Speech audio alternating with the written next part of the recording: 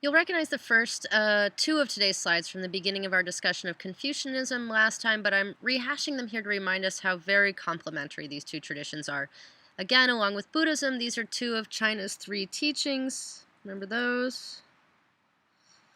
And like Confucianism, Taoism emphasizes the goal of establishing harmony between heaven, earth, and humanity, all the while displaying an organic style of thought with its earliest recorded history rooted firmly in the Warring States period. So all these things are similar. We've heard this. And again, the solutions that it offers to the political collapse of the time were understood to be cosmic solutions. But here we begin to see the difference, and we can imagine the way in which these two traditions are incredibly complementary. Whereas Confucius concentrated on fixing social relations, Lao Tzu, or Lao Tzu, the semi-legendary founder of Taoism, concentrates on humans' relationships with the natural world. For Lao Tzu, the social world is a distraction. It puts us into overly scripted roles that counter our most natural selves. So here, humans are at their foundation, at their center, natural beings.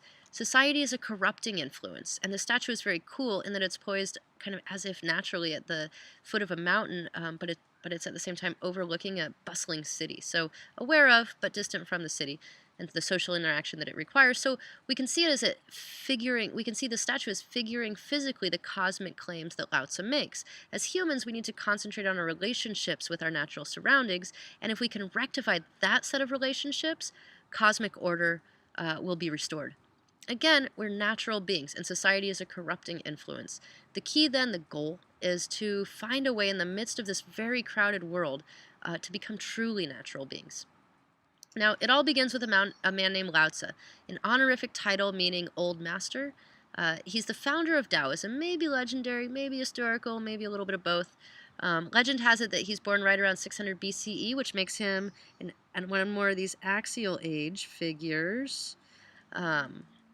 He was conceived, so the story goes, when his mother gazed upon a falling star, and he remained in the womb until he was an old man with long earlobes, already wise when he was born. Eventually, he becomes the curator of the imperial archives, or the librarian of the Zhou royal house, so he has access to all the books, all the wisdom that has been recorded, and his own wisdom, already present at birth, it just grows and grows and grows. So legend has it that at one point, Confucius comes to the library that Lao Tzu is working at to ask Lao Tzu about Li. Remember Li? Um, it is at the core of Confucius's own teachings. As you'll remember, it was crucial to his worldview. It's the core of Confucian practice. So this tale, it's definitely a Taoist story. And here he is, Confucius asking Lao Tzu about etiquette. It is definitely a Taoist story. We can tell this similar in structure to the Hindu story where the Buddha is understood to be an avatar of Vishnu. We've seen that. Religions do this all the time. They use each other's narratives to increase the credibility of their own cause. So the Hebrew Bible prophets are for Christians, foretelling the coming of Jesus, and Jesus in turn is a prophet for the Muslim world, preparing the way for Muhammad, the seal of the prophets.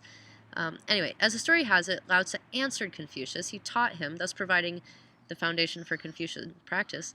But he wasn't a teacher in the traditional sense. He didn't open a school. He did have plenty of followers, but no ritualized educational system, no formal pedagogical program. And we can imagine why this would make sense. Such a thing would have been contrary to his worldview, to his mind, to his way of thinking. Formal, ritualized education is too societally imbricated. It's too forced for Lao Tzu. There's too much applied, intentional effort involved.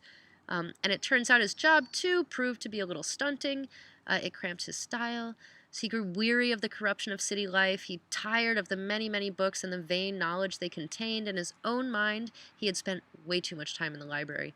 And we can see here the brilliance of the combination of Taoism and Confucianism. Confucius would have us fulfill our social responsibilities, take care of business, do your job and do it honorably. But we all know what this is like, spending too much time in the library, in our own semesterly deadline-driven lifestyle of manufactured urgency. We know that it's what it's like to forget to take time for the beach, to forget that getting our hands in the dirt is itself productive. And Lao Tzu would remind us, take a walk without your iPod, without your phone, without your books. Take a walk to remember that the earth is complete without you, and that nature is more active, more efficient, and at times more overblown than we could ever be, and that nature doesn't force it. So Lao Tzu, he realizes this, he quits his job, he flees west. Now his reputation as a wise man preceded him, and as he left the Zhou kingdom, passing through the Jade Gate of the Western Pass, he's stopped by the gatekeeper, who begs him for a teaching. And after some hemming and hawing, oh no, I'm on my way out, no, no, please, no, I'm on my way out, no, no, please, he gives in, and he writes the Tao Te Ching. You know, this image shows Lao Tzu with his scroll and gazing upon a symbol known as the Bagua. This symbol shows the balance of yin and yang, and it's surrounded by the 8 trigrams, which are used in the I Ching, and which represent the various possible combinations of yin and yang in this world. And this is on the wall at one place that it's contested, but it claims to be the birthplace of Lao Tzu. And here we have a very old silk manuscript, over 2,000 years old, of the text that Lao Tzu is said to have written in passing for that very fortunate gatekeeper. And when the writing is done, so the story goes, Lao Tzu keeps going. It doesn't call him back to his library life. Some say to India, where some say he taught the Buddha. Now, the modern scholarly perspective has it that this is not an historical tale. The man, Lao Tzu, might have been named Li Er or Lao Dan, which means old man. But then again, he might just not have been any kind of historical personage at all, which is to say he might not, strictly speaking, have existed. The text, again from a scholarly perspective, was probably written a century or more later in the 4th or 3rd century BCE, and was probably written not by one man but by a number of separate authors. And the text has some internal inconsistencies reflecting maybe this multiple authorship, but it nonetheless represents a coherent teaching. The teaching is coherent in itself, but it's also made increasingly coherent through the historical reception that it's received. People saw it, they interpreted it, they treated it, and they lived by it as a coherent text. So we'll close today by briefly looking at the title and the terms it introduces, and we'll turn next time to a more detailed look at the general lessons presented by the book, as well as at the 2 major branches of Taoism that have developed since the time of Lao Tzu. So the title. The first character is Tao, which is most often translated as the way. It's a central concept in the book, and it's a concept shared by all Taoist schools and by Buddhists. Incidentally, this is a point of traditional overlap. Chinese Buddhists use the term Tao to translate Dharma. Do you remember Dharma? In early Chinese translations of Buddhist texts, when Buddhism entered China, that was their translation. That's the closest they came. It's the way. We'll talk about it a little more next time. The second character is De, and this is power or virtue. So, but it isn't power in terms of like aggressive strength or intentional contrived action. It's the power of a thing to do whatever it is that thing does. So if you are at your core an artist, but you're committed to, say, banking, and you dedicate your energy to becoming a prominent, respected, influential banker, and you succeed, and the whole banking world looks up to you, we might in our culture see that as power, but that's not De.